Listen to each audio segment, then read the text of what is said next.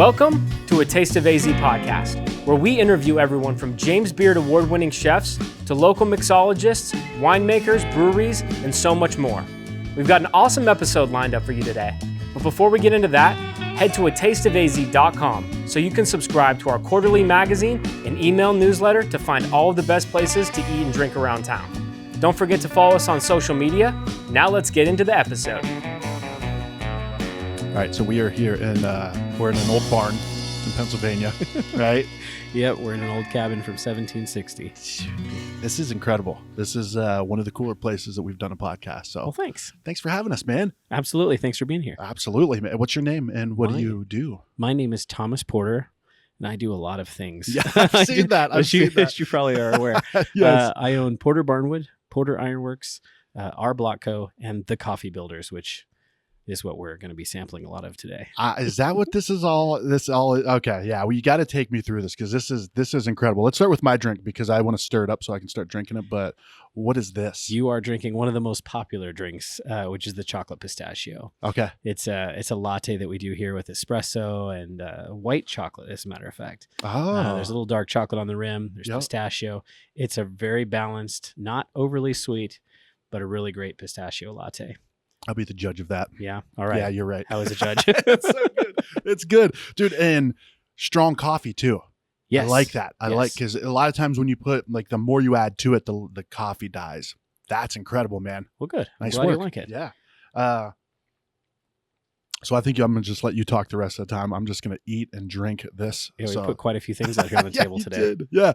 Well, what are you drinking? Oh, well, I'm actually gonna light up one of these drinks in a second for myself. I made this one that's called a Rebel Spy. Okay. We did a special Star Wars May the 4th series where we came up with a bunch of really neat drinks, and one that has stuck on the secret menu we call the Rebel Spy is a bourbon barrel-aged cold brew concentrate with vanilla, whole milk, and then we smoke it with white oak. Ooh. And it is such a cool flavor. And you're about to light it up right now. I'm going to light it up. We also have our pumpkin spice one that is like our grown-up pumpkin spice latte. We call it the country pumpkin. That's one here? One with the gold rim. Oh, okay, And, okay. Yeah. And your photographer wanted this one, so let's light both of these up. Eh? Let's do it, man. I'll do the cinnamon one first. It's a little less smoke. So one of the great things about these drinks that we're doing right now, they're kind of grown-up cocktail-like inspired versions of things that you might find in other coffee shops, but we take the coffee side very seriously. Yeah. And then we get to have a lot of artistic fun with our drinks. So as you can imagine, I don't think I've ever seen a pumpkin spice latte lit up with cinnamon smoke. So we took the cinnamon sticks, put them in this little white oak smoker that we make here in the shop. Yeah. In the wood shop. And what's really fun with this ice drink, it just sits right there on the top. Yeah. Isn't because of the ice keeps it like... The ice keeps this smoke right down there at the top of the glass. And so it just dances there. And that cinnamon smoke is like light and airy. And it adds a lot of flavor to this drink. So that fall flavor, the pumpkin spice can be a little bit sweet. Sure. Sometimes. Yeah. But we like to stay a little bit less sweet than you'll find in a lot of coffee shops. So you can get the coffee and then that smoke gives you that fall flavor that you were missing. You didn't realize you were missing it until you have it. So I've got this one for him whenever he's... Who's this for? Luke, be careful so that the smoke stays there. There you go. But it's a cool drink. There's straws right over there, man. Oh yeah, you need yourself a straw too, Luke. And now we're gonna light up number 2. Now I'm gonna light up number 2, which is my Rebel Spy. So the Rebel Spy tastes different. The white oak smoke is a different flavor than that cinnamon. The cinnamon you would think would be really strong, but it's very light, airy, delicate. The white oak smoke gives you those barrel flavors that you get out of a bourbon. Yeah. And this particular coffee that we're using is a Colombian bean that's been aged in whiskey barrels for about 6 to 8 weeks. And then it's taken out and then it's roasted. So there's no alcohol in this, but the flavors of the barrel and the bourbon are absolutely imposed on the bean. And when we make this cold brew concentrate and add this vanilla and milk and then smoke it like this, you get this wonderful cocktail-like beverage that is just unlike anything you've ever had at a coffee shop. I'm impressed, man. I'm very impressed. Thanks. As you were guiding us through all of this stuff, and we're going to talk about the food too, which just blows me away. You're doing some over the top stuff, man. I dig it. That was the plan. I dig it. Yeah. And you're going to enjoy that one, aren't you? I'm going to enjoy this one. The Rebel Spy is one of my favorites. I love the glasses too. Like the glasses you guys use. I mean, these are old school. These are like glasses my grandma had. right? Like the Yeah. thick with the knobs on it or whatever you cut. Like, yeah. And we're sitting in a cabin that your great grandma Yeah, would have had. exactly. Yeah, exactly. This is incredible, man. And then you got two other, are those coffee drinks as well, right? I mean, Yeah, is everything you do coffee? We do like to mix it up. Not everything is coffee. This Okay. one is a matcha. And we've actually begun to integrate some ube for the fall. Ube is a sweet potato. Okay. It's like a yam kind of. It's Oh, this yeah. purple, beautiful sweet potato. And there's this really neat flavor combination with this and the matcha. So we use a Okay. Japanese ceremonial matcha. And yeah, it's a really cool layered drink with lots of color, a little bit of cinnamon and spice. So it's a cool fall drink. If you're not into coffee or you're doing your I'm not drinking coffee this week phase, Yeah. it's a great Never had that substitute for phase. it. Me neither. So, and then we've got a slopes. That's one of the first drinks we came up with, which is espresso, blueberry, and we use a butterfly pea flower to change the milk into this beautiful blue, and a vanilla cold foam. It's a really neat looking drink, and you wouldn't usually associate blueberry with coffee, but No. it's one of our fan favorites. People love it. And that makes sense though, right? Because when you get good coffee, right, and you see the tasting notes, like, oh, you'll get, hints of blueberry and stuff like that. Like you get those hints. So if it's naturally occurring, those flavors to supplement it with actual blueberries, it makes sense. Absolutely. Because I taste coffee a lot of times. I'm like, I don't taste that stuff in there, right? Unless it's really well made, right? And there's some places in Arizona that make some really good coffee. But I'm impressed, man. Yeah, for cupping coffee and tasting straight up espresso and trying to understand those notes, you got to be pretty hardcore. Yeah. It's like wine aficionados. There is that in coffee as well. And there's some really cool notes that you get to pick up on in different regions, and you get to where you like a specific region. I will say for us, and myself personally, I like coffee when it's not too acidic. I know that might be contradictory to a lot of third wave, movement, because some people are really into a lighter bean. They like it to have all these fruity, tart, acidic flavors that come out. For me, I like my coffee to be a little bit more balanced. I like it to have less acid. I don't want it to hurt my stomach. I'm 43 now. I don't have the stomach I had when I was 23. So I like it to be easy to drink. I like it to have those chocolate and hazelnut notes because it allows me to do more flavor combinations. When you get tart coffees, they don't always make a good latte. Sometimes they're great coffees. Sure. I'm not opposed to drinking some of the, my cortado with something that's a little bit on the more medium side that's got some, interesting hackleberry whatever flavor that oh yes, okay, I can kind of see that. But when it comes to a latte, I want it to be smooth, easy to drink. I want to be able to take anyone and have them have a great experience.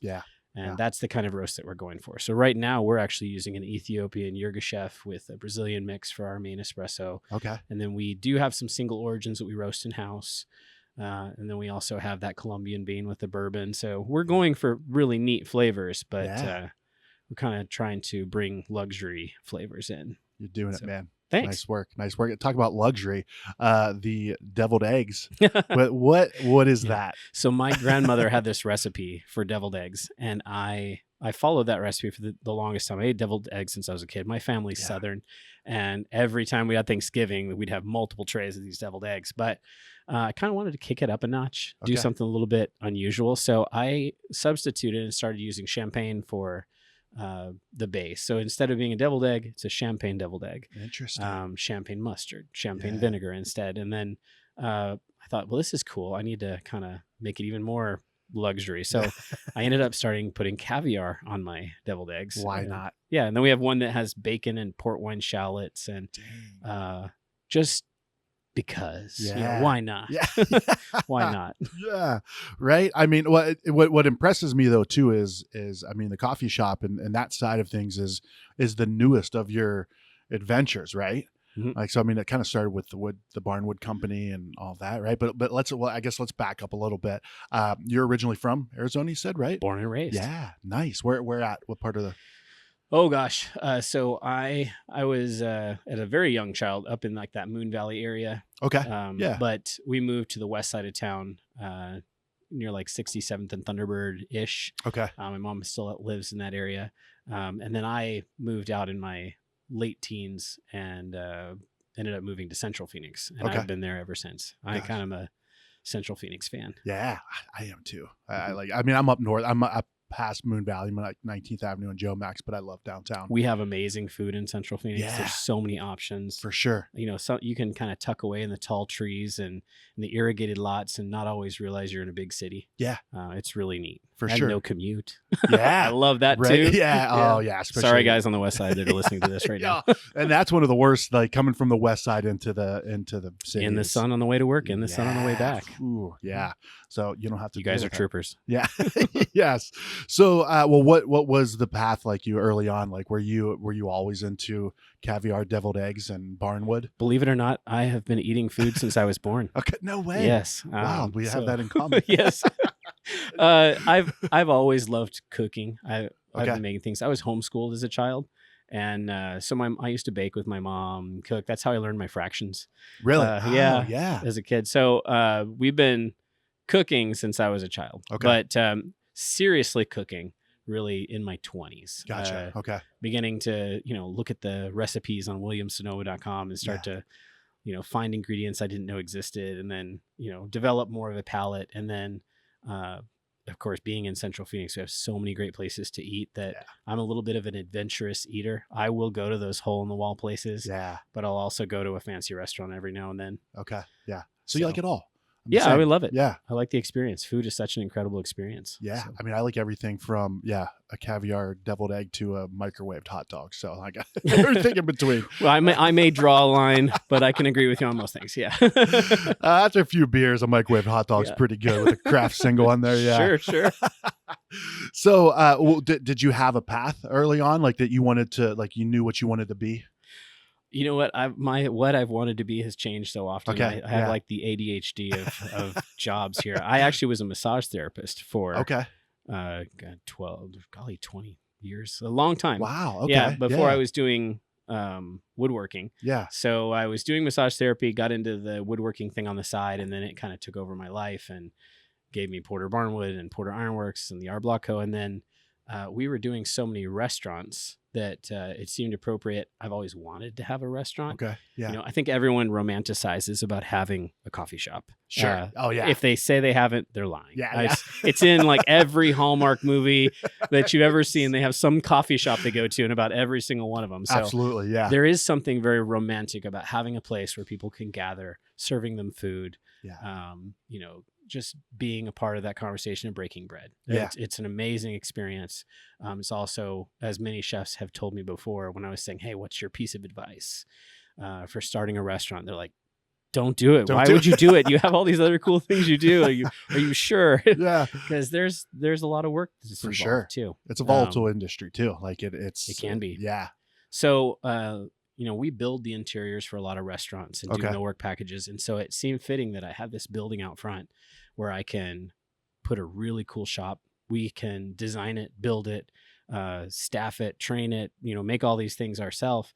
And I could step onto the other side of the fence and be the customer instead of just the provider of the materials. And it was really good for me because I got a better understanding of operations, about creating the restaurant in the beginning, the process of trying to make all of the decisions necessary and understand what it's like. And so it's given me a much better understanding of how that industry works on a whole. Meaning like, so that you can apply it now to the Porter Barnwood type, that side of the business. Is that what you're saying? Like you understanding how to run a restaurant now, coffee shop, now you can apply that to your. Yeah. I think if a mill worker has an idea of operations, when they see something come across from a designer that maybe doesn't make a whole lot of sense, or there's something, that you're missing. It could have been something as simple as a cove base at the bottom where someone is mopping, or maybe that counter doesn't have enough space, or the booth is a little too tight, or things like that. That we can start to, hey, have you looked at this? Do you think?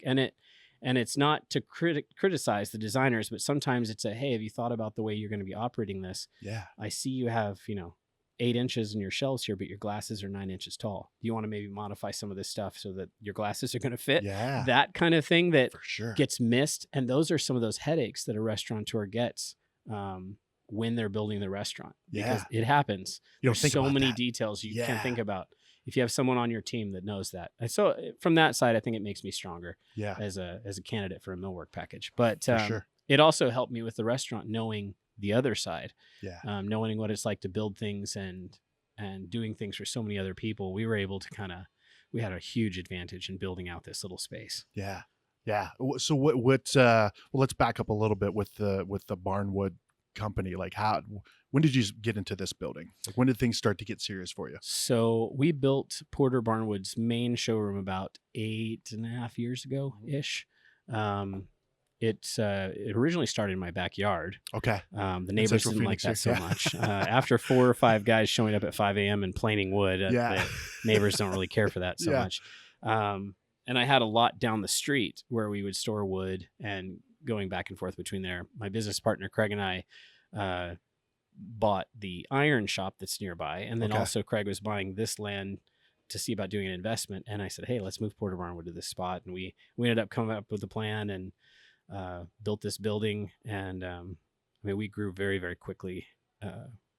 How? From the beginning. Like what did you? Yeah. Like what do you do? Like when you start a because I think of like a restaurant or a bar or a brewery, right? You open your doors, post on social media, whatever. You get people to come in. People just drive by and come in. But for a business like this, how do you start getting business so quickly? Yeah. So And I'm gonna eat one of these while you're telling me. Yes, feel free. Have one of those deviled eggs. They're really good. The process was very organic from the beginning. We had that lot. I opened it up and I started selling some things on Craigslist. Hey, I've got this wood available. A couple of architects came by. Some guys who were building some buildings. Hey, I need barnwood for this. We were also at a beginning of at the time when barnwood was just kind of starting to take off. So the timing could not have been better. And so we started selling a lot more materials in barnwood. And what started off as 1 truck of materials turned into 2 trucks and just kept pouring that money back into more materials and more materials. And then, they'd come in, hey, I need to do this, but a lot of the guys aren't familiar with reclaimed wood.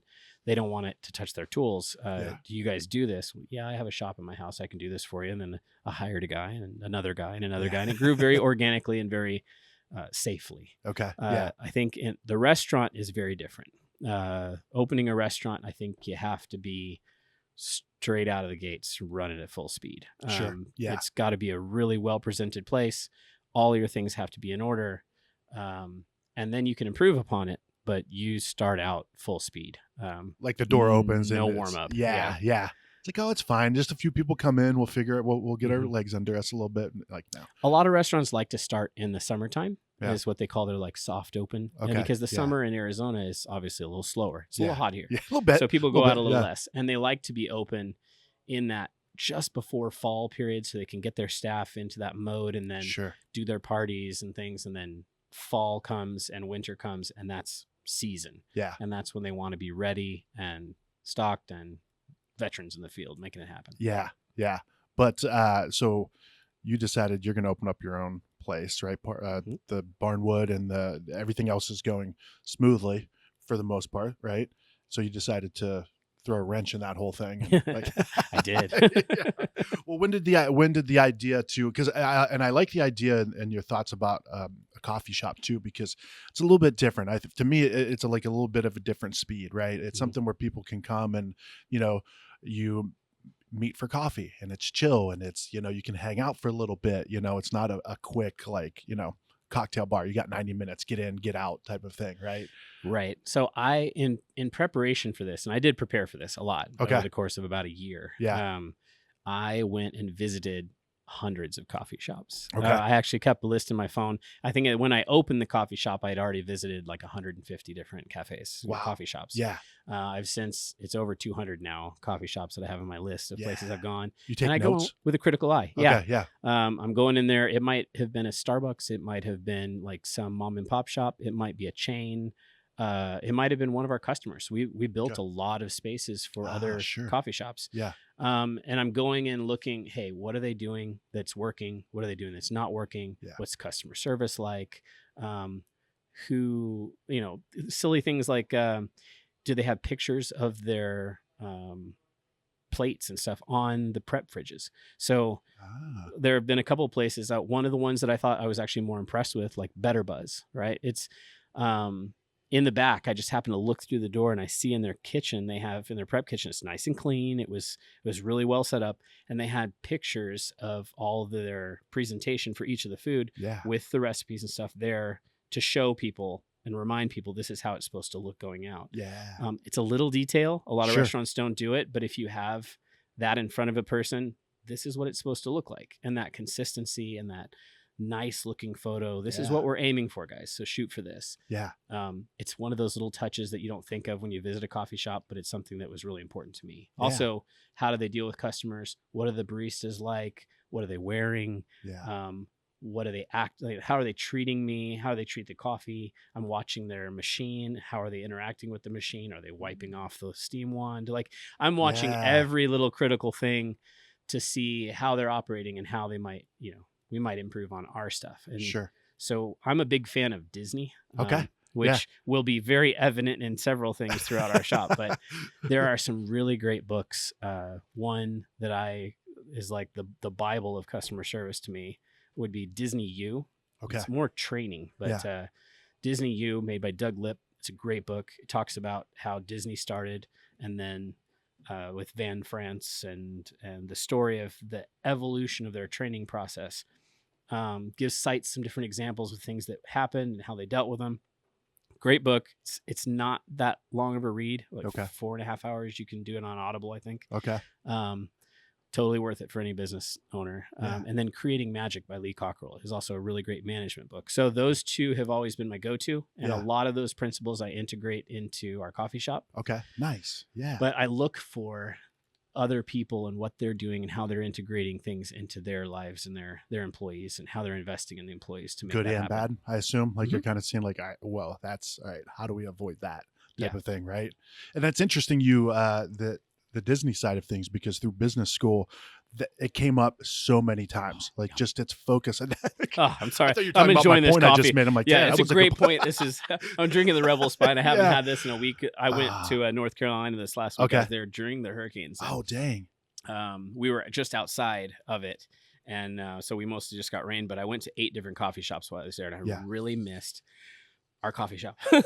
Carry on. You were saying. Oh man, that's good. I'm like, wow, I did make a good point. Like, no, it's the coffee. I like that glass too, man. Like I'm just impressed by all of the details of everything. It's very impressive. And the flowers with the edible flowers with the it's actually with the quiche too. We didn't even mention the quiche or the pizza.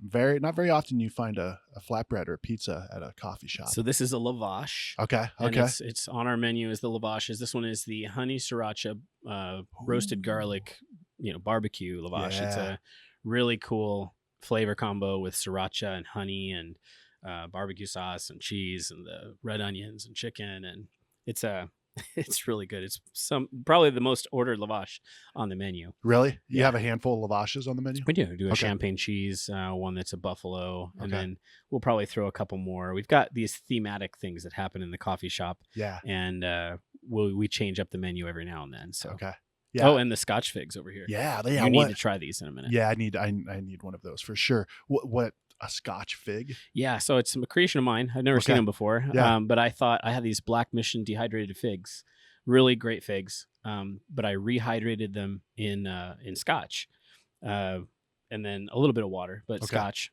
and bring them back to their fig self. Yeah. Slice them open, stuff them with blue cheese, and then wrap them in applewood smoked bacon. We bake them, and then they're drizzled with Arizona local honey.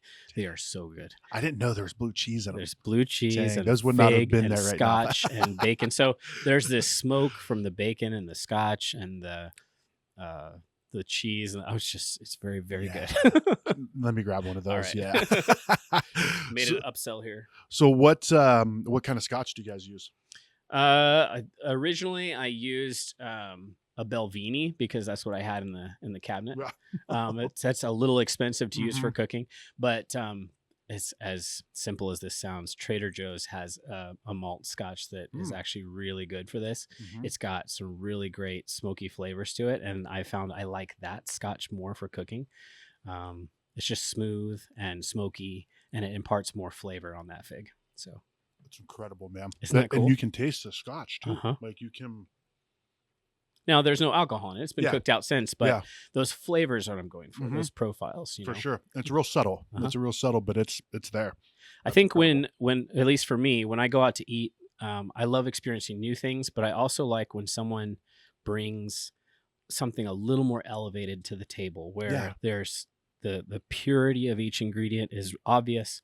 And then there's this ingredient that I wasn't expecting, that what is this cool smoky flavor I'm Yeah. tasting right now? Or it's not overly sweet. I'm tasting something, this tastes like it came out of a garden. It tastes Yeah. like something I was missing. For I sure. like that. I like that experience. And it can be something as simple as a salad. Yeah. You can go out and get a garden salad at a place and it's just like you got it out of a cafeteria bin, Yeah. But Yeah. then sometimes you go to a place and they do it right and it tastes fresh, tastes Yeah. good, and you taste that garden. And I love it for the Yeah. ingredients to be important. For sure. Agree with you. And there's people ask, like, some of my favorite dishes and what do you recommend? And one for the longest time that I recommend, I'm like, it's weird for a guy my size to say this, but the garden salad at Joe's Farm Grill, right? Right. It's incredible. Like, that salad is so good. I mean, it's been a while since I've had it, but I'm sure it's still good. But yeah, there's a difference. There's a difference in what I like with what you do is, like, over the top as it is, like, visually and everything that kind of goes into it, it tastes just like just a well-made. It's like, it's the visual and the execution of it, right? Because you can have one or the other, right? It's like, just looks like a cup of coffee, but wow, that's really good. Or it could be, wow, that looks really cool. And then you taste them, like, it's okay, right? This is both. Like, it looks amazing and incredible, and it tastes like, dude, those figs that was incredible. Glad you liked it. Yeah, I like it all, man. Before I started my restaurant, I had a friend that Josh Ians, who's a consultant for stuff. He lives in Spain now, but he had some restaurants in Kansas City. And I remember when he was starting his restaurant in Kansas City, and they were talking about how burgers were going to be the thing. This is quite a while ago. And it was right around the time of the recession when things were kind of a little bit rough, Yeah. 08, 07, 08. Yeah. And they were starting in their restaurants, and he was talking about hamburgers being like a poor man's steak. And breakfast food is kind of like the poor man's dining out. And I don't mean it in an insult. It's Sure. like there's something really cool about being able to go out and experience something luxurious, but not have to pay dinner prices. Yeah. When I created this shop, I thought, let's go luxury. It's not that expensive to go luxury for breakfast. Okay. Yeah, it might be $1 more for coffee than you're used to spending at a regular, to-go cup style, arrangement. Yeah. But if you can treat yourself to something really special in the morning like that and be $1 more, it's a lot easier than going to a Michelin restaurant and spending several $100s more. But you feel like you're treated like that in a coffee shop. Yeah. It's very different. It's a very different experience. It's fun. Well, I mean, this makes me feel like I should be the one sitting in the throne, because it's luxurious, man. I dig it. Well, let's take a quick break and get a message in from our sponsor. A real quick reminder, head over to atasteofaz.com and subscribe to our email newsletter. Also, subscribe to A Taste of AZ magazine and get it shipped right to your door. Now let's get back into today's episode. All right, so this is all incredible, man. Like, this is, and the only thing we haven't talked about is this beauty right here. The quiches. The quiche. Yeah. So we make these little breakfast quiches. They've kind of evolved as we started. People were kind of interested in doing something a little easier for breakfast, small, easy to go. I ended up doing a quiche that's kind of a combination of one of our pastries and then eggs and different ingredients. We have one that's a bacon. It's tomatoes and shallots and cheese and egg and everything all in the pastry, the puff pastry. Yeah. They look cool. And then we've got one that's chorizo, and we've got one that's ham. Okay. So kind of a mix of things. They're great. They're fun. You do all kinds of stuff, man. Like, yeah. What's really great about having the coffee shop and the fact that it's not my everything. I don't have to have that be profitable for me to own it. Sure. Yeah. I can experiment and do whatever I want in there. Yeah. It puts me in a completely different position than most people. Yeah. Yeah. We own that space. There's no lease. Okay. Yeah. We bought all the equipment. There's no debt. Yeah. So the only two things I really have to focus on are the people and the product. Yeah. So we get great ingredients. We've got extraordinary people in there right now. Yeah. It's just an amazing crew. And you can feel it. The moment you walk in the door, you can feel it. For sure. Yeah. It's a nice little spot too. And when I came down here shout out to MMPR for setting this up, Jack. When we were getting this rolling to get this set up, I was downtown. I'm like, I got to stop by and see this place, see what all the fuss is about, right? So I was kind of in a hurry, so I didn't get anything presented in these glasses. I got a cold brew to go, which was incredible. But when I walked in, I'm like, this is just cool. Like just the layout of it, the design. And I didn't even notice there was a patio. So the first time I was here, I didn't know that there's a long patio right there. That's but we can sit too. a lot more people outside than inside. That's for yeah, sure. yeah. I was thinking we could probably do this outside if it wasn't, still 110 in October. So it's a dry heat. It is. I mean, we're used to it. We grew up here, right? This year, I was telling myself, I'm like, all right, I'm just going to accept it. I'm not going to complain. And like, June 15th rolled around. I'm like, F this. Like, this. Yeah. And then like, I think it was like a week and a half ago, my wife and I were like, yeah, we made it. We made it through and then this week happened and we're like, what the hell? But it's all the more reason to get an ice drink. Exactly. Yeah. So, where do you spend you spend your time amongst all of them, like just kind of? Yes. Yeah. So I am, because we're all on the same property, I mean, I can kind of, that's part of the reason I made this coffee shop. I don't have to go anywhere for lunch. It's really nice. That's true. And you get to get what you want, right? Like caviar with deviled eggs. Yeah. Exactly. But yeah, I'm mostly at the moment working in Porter Barnwood and Porter Ironworks. I do some stuff in Arblaco, and then I am frequently kind of checking in on Coffee Builders. I'm not an active employee in there most days, which is a good thing. Unless I just need the catharsis and I decide to go work in my coffee shop. Yeah. Which it is actually. I'm so glad that we created it because it is a form of catharsis. I love seeing people and serving people and having them enjoy, what I enjoy. So it is a really neat part of what we do.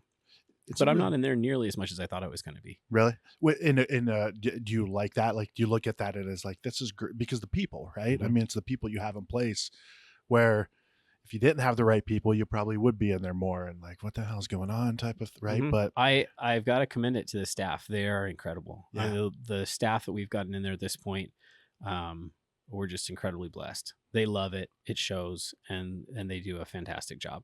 And so what, and we'll kind of go back to that Disney thing, right? Because so many times, like through my schooling, like Disney's customer service and their training it's like world renowned, right? Like you said, I mean, there's 2 books you mentioned, but I'm sure there's many books that are written about what they do, right? So did you kind of use that as like kind of a guiding light on as far as, because you'd never hired anybody before in food service, right? Like, no, so I had not. Yeah. I had worked in food service and I knew what food employees were like, and I knew what, what some of the stereotypes are. Yeah. But I wanted this place to be different. Yeah. And one of the cool things about Disney, they don't mention in the books, or at least not these books I'm recommending, is that people want to be there.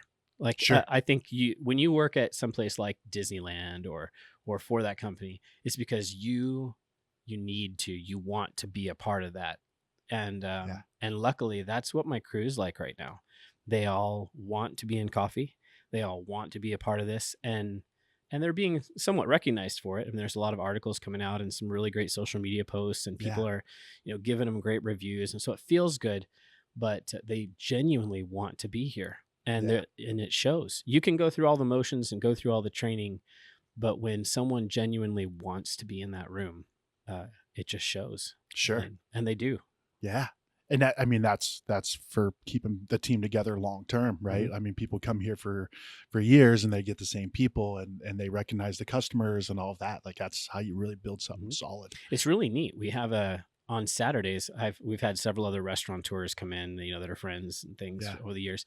And they come in, they look at this space, and they see me down here by the ballpark in the middle of nothing. I mean, it's kind of a food desert where we are. Right? Sure. Yeah. And then here's this coffee shop, and there's all these young people in there slamming on a Saturday, and they're going, Thomas, I have no idea how you got all these young people to show up in the middle of Phoenix, because people are driving from all over the place to come in. Yeah. And they're having a great time, but it's an extremely wide spectrum of demographics that are coming in from everywhere. I noticed that. Yeah, I got here like 10 minutes early. I was doing some stuff on my phone, and the people that were coming out the door, huge demographic, right? Like, I mean, I saw like a 85-year-old couple, I think, walking out, and then, some young girls going in. Yeah. And every one of them had a smile on their face. So Yeah, we are the closest coffee shop to the airport and the rental car facility. And what's kind of fun is that people that are coming in from New York, we had some people come in a couple weeks ago from Australia, like, you're the first place that we wanted to stop when we were in Arizona. So we got to like set the bar for Arizona. Yeah. And they're like, wow, the rest of Arizona is like this, this is going to be amazing. Yeah. Like, well, like, I love Arizona, but yeah, but you're not going to be finding these at many other places. Sure. But they're going to remember that then, right? I mean, that's memorable. Like, it's, Yeah, the couple from Australia, we were also their last stop before the airport too. So yeah, it was kind of perfect. Like, we moved off flights just so we could come in. Yeah. Wow. Okay. Yeah. Dang, they love coffee. That's great. That's big time. So what's the vision here? Like, where do you want to? I mean, what's next for you? You gonna like start like another? Well, that certainly is the conversation. Yeah. My business partner and I are looking into expanding it. Okay. Maybe doing some more locations, some coffee builders. I would love to do a restaurant. Okay. I love coffee, and coffee and food both are a passion of mine, but I would love to create a space where I could also do food. Okay. And maybe that exists where I do coffee and things in the morning and in the lunch, and then in the evening we switch over modes to something a little more elegant. I don't know. We're kind of testing the theories right now and looking at spaces, just to see what kind of opportunity arises. Sure. If something wonderful presents itself, we will hop on it for sure. Well, I mean, it's only been a year since Coffee Builders too, right? Like, Right, so right. you're still in the early stages of that. But I love that you're so involved. Like, I mean, because you said like most of these are your idea, right? Like your ideas you just come up with these wild ideas. And I love to involve the staff. Yeah. I like to get them involved. I think it feels special when you become a part of the process. We've had several drinks that the staff has worked on and they kind of came up with and present, and I kind of give them an idea of what I'm looking for, and that continual change. In fact, this is part of that book. Okay. When it talks about the growing of the business, and when you're heading towards that goal of like opening Disneyland, for instance. Yeah. And there was this rush to get it all done, and people were a part of the process. They're excited. They're working overtime. They're doing all these things, really passionate about it. And then that moment comes, and then there's this kind of letdown that happens, right? And there's always that management of emotion that you want to work with to try to make sure that everyone still is working towards always what they call in the book, plussing the show. Okay. So we're doing a theme right now. Is kind of our DIY theme is what we have. So we have some fun drinks that are kind of associated with DIY stuff. Yeah. And then we've got in November, we're going to be doing a really crazy theme. So we're going to do this Wizarding World of Coffee, which is kind of a Harry Potter themed experience. And we're going so over the top. It's ridiculous. Really? Oh my gosh. Yes. Well, So- we walked in, there was some stuff going on. Like, you saw the photo cameras, shoot. Photo shoot. And The period clothing. And yeah. There's some really very specific, bizarre things we're going to be doing in the coffee shop that people are going to want to see. So yeah. that kind of stuff is fun. I mean, they're dressing up in costumes. They're, serving people stuff that's new and different. They're developing drinks. They're an active role in the business, which is really important. I think it's For fun sure. and they enjoy it. Yeah. So yes, a lot of the things end up coming from my brain, or like I'm the one that ends up saying yes, no, maybe. Yeah. But they're also an active role in that too. And that's nice to have too, right? Like you can have an idea and you know that, all right, it's not all on your shoulders to execute this. And like, right, if you have the right people in place, you can be like, yeah, here's kind of the outline or the framework of what I want to do. And then, a lot of times you can hand it to somebody that is probably better off running with it, right? Mhm. I don't know about you, but that's for me. Hardest part about owning a business is delegating. Right? Yeah, absolutely. I struggle with it Yeah. every minute. Yeah. Because you're afraid to let some of those things go. Sure. But sometimes you get blessed with people that are really good at it, and Yeah. you can delegate it, and then you can say, hey, I'm in the coffee shop a lot less than I thought I was going to be. Yeah. And that's nice. Knowing sure. that they're going to survive without you is a fantastic thing. Yeah. And I know for me, like me stepping away will allow people to thrive, right? Mhm. It's like Rachel on our team she's incredible. She does such a great job. And I think my issue with delegation sometimes is not wanting to set them up for failure necessarily, right? Not failure. I mean, that's kind of an extreme look at it, but like, I want to, before I hand something off, I want to make sure everything's perfect for them so that it's as easy for them to take over as possible, where, you know, she's great at just like, throw it at me, I can handle it. You know, I'm like, okay, great. And then, you know, with that, everything starts to grow. Yeah. So you're never problem free in any restaurant whatsoever. No. But if you have people that can handle it, it makes you feel a lot better about doing business. For sure. You definitely sleep a lot easier. Yeah, for sure. And I sleep pretty easy anyway. So, I mean, even easier is good for me. So we got to talk about where we're filming this. Yeah. Because this is inside of a building. Mm-hmm. Like we are in a building. We are inside of a cabin that was from 1760 from Roughdale, Pennsylvania. When I was building Porter Barnwood, my business partner and I wanted to put something really bonkers inside the showroom, and I thought it'd be fun to put a little cabin in here and have an office. My office is actually upstairs. And when we were looking at a bunch of cabins, we looked at like 40 cabins. I mean, a lot of different cabins from back east, and then this one came up and is in such great shape. We thought this one would be cool. It's a little big, so we had to like figure out how we're going to make this work. But we brought it in piece by piece, and the gentleman who helped me build it, he's the one that tore it down with me. We brought it back here, and me and him and his family came along with him from Pennsylvania. But me and him and a couple of employees built this in about 2.5 weeks. My mason came in and did the chinking that's in between the beams that you see there, and then he went in and built the fireplace to the original specifications. And so when you come in, it's like taking a step into a different place altogether. In fact, when I'm up in my office, it doesn't feel like I'm in Arizona anymore. It's like an escape. For sure. It's pretty cool. Yeah. I dig it, man. And so is that a working fireplace? No. Okay.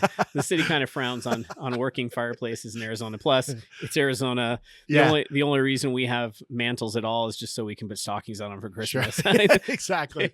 We really don't use fireplaces. But it looks authentic. It does. It looks like it'll work. It does. And that even looks like real wood. That is real wood. Okay. Yeah, Nice. That is real wood. Yeah. We went all out, I don't think those are real though. Those aren't real leaves. No, I think they're doing a photo shoot in here for that Harry Potter thing and decorating the place. But I dig it, man. I dig it. So how do you even, so I guess with the Barnwood Company, like that's what you guys do, right? Like you find these old buildings across the country, right? Yeah. And then you buy them. And when I very first started, we were very heavily in the reclaimed wood side of things. Barnwood was the term, right? And then it kind of graduated, evolved, and changed into reclaimed wood. And you'll see a lot of people talking about reclaimed wood, or repurpose, things like that. Now it's like organic modern, so people are, the materials never really changed. The design and the tastes do. I think staying malleable, being able to ebb and flow and change with design is what keeps you relevant. So when we very first started, people were into real rustic, shabby chic and darker, dirtier things. So it was like bringing grandpa's cabin into your home. And then right now there seems to be a movement towards more like 70s modern, a little bit more curved edges and things that are starting to pop up. There's a little bit of that 70s, 80s vibe happening right now. In order to work with that, there's several things that we're doing, which is either revisiting some of those furniture designs and then utilizing reclaimed wood instead of new wood, or in some cases we're using new wood. We're just trying to source it responsibly. So a lot of the stuff comes from the Midwest, some of our regular hardwoods, walnut and white oak and things that have come from storms that knocked down, a bunch of the Midwest and got milled up. And so we have, slabs and lumber that came from a lot of, responsibly harvested lumber. Stuff you may not find elsewhere. Okay. Yeah. So my sister and brother-in-law have a barn or a farm in Ohio, and they had people like all the time. Like the barn was kind of deteriorating. He's like, we had people all the time saying, "Hey, can we buy this?" Like they wanted the wood, like the old wood. And then I think the thing just fell down eventually, and I don't know what they did with it actually. East Palestine. Have you ever been there? No, I've not. I said maybe it was you. Maybe it was you reclaiming that wood. Nope, was not I. No. Thomas, thanks for having us in, man. This was incredible. Shout out to MMPR. Am I still here? Thank you to MMPR, Jack, for setting this up. And this was incredible. So thank you for joining us. Thanks for hanging out. Absolutely, man. Well, enjoy the rest of your day. You as well.